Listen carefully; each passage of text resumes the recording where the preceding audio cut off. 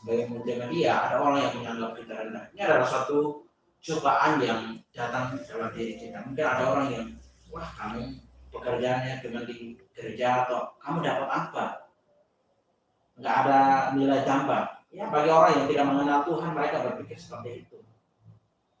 Tetapi bagi kita, yang seperti yang saya selalu ulangi, itu adalah rasa syukur, terima kasih. Oleh sebab itu, saat ini firman Tuhan dia berkata, berdirilah teguh, jangan goyah, dan giatlah selalu dalam pekerjaan Tuhan.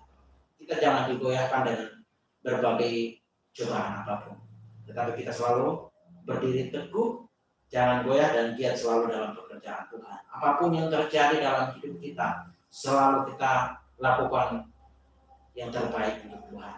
Kenapa? Karena kita sudah diberikan suatu penghormatan yang luar biasa, suatu kehormatan besar yang dari Tuhan, yang tidak diberikan oleh manusia. Mungkin manusia bisa saja merendahkan kita karena pelayanan yang mungkin sangat sederhana, tetapi bagi Tuhan itu suatu kehormatan yang besar yang kita sudah dapatkan.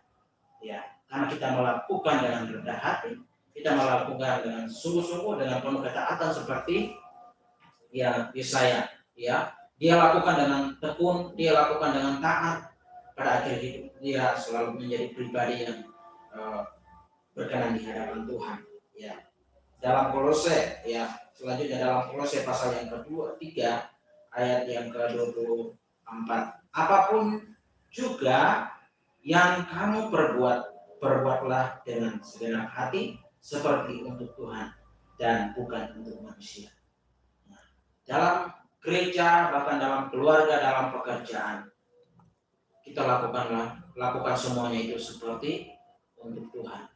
Kita melayani, ya mungkin saja secara kelihatan kita sedang melayani pekerjaan di mana kita lakukan dengan seperti itu, memang seperti untuk orang yang punya perusahaan. Mungkin kita lakukan, mungkin itu untuk orang yang punya toko, ya. Tapi kita lakukan dengan sungguh-sungguh, kita lakukan dengan segenap hati kita lakukan dengan segenap hidup kita sedang mempermuliakan nama Tuhan. Ya, dikatakan bahwa Tuhan, dikatakan bahwa dengan segenap hatimu seperti untuk Tuhan dan bukan untuk manusia. Kamu tahu bahwa dari Tuhanlah kamu akan menerima bagian yang ditentukan bagimu sebagai upah. Kelihatan bahwa ketika kita melayani Tuhan, kita akan mendapatkan upah yang sangat luar biasa. Ya, upah yang kekal. Suatu kekalahan. Jadi pelayanan ini adalah suatu kekekalan yang tidak pernah hilang, tidak pernah pudar dalam kehidupan kita. Namun itu untuk hidup kita, untuk kita dan selamanya.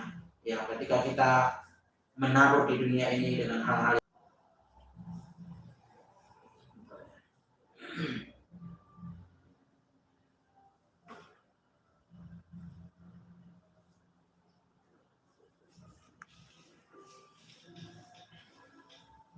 ada beberapa pertanyaan yang kita perlu ketahui.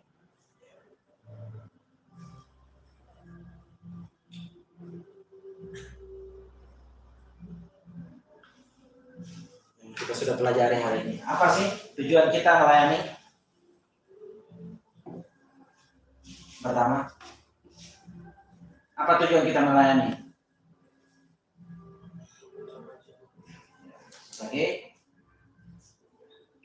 Sebagai bentuk ucapan syukur kita kepada Tuhan. Ya.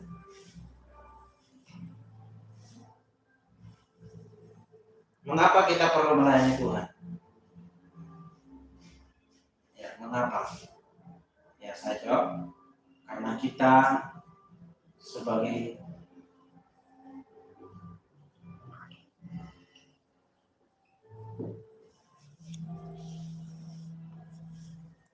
pelayan, ya. Setiap jemaat, siapapun dia sebagai orang percaya, itu adalah pribadi yang siap untuk melayani Tuhan. Ya. Kenapa kita perlu melayani Tuhan? Karena kita sebagai pelayan Tuhan. Ya, kita melayani. Makanya tadi ada ayat yang mengatakan bahwa apapun yang kita lakukan, lakukanlah seperti untuk Tuhan. Kita melayani Tuhan. Ya. Lalu bagaimana cara untuk kita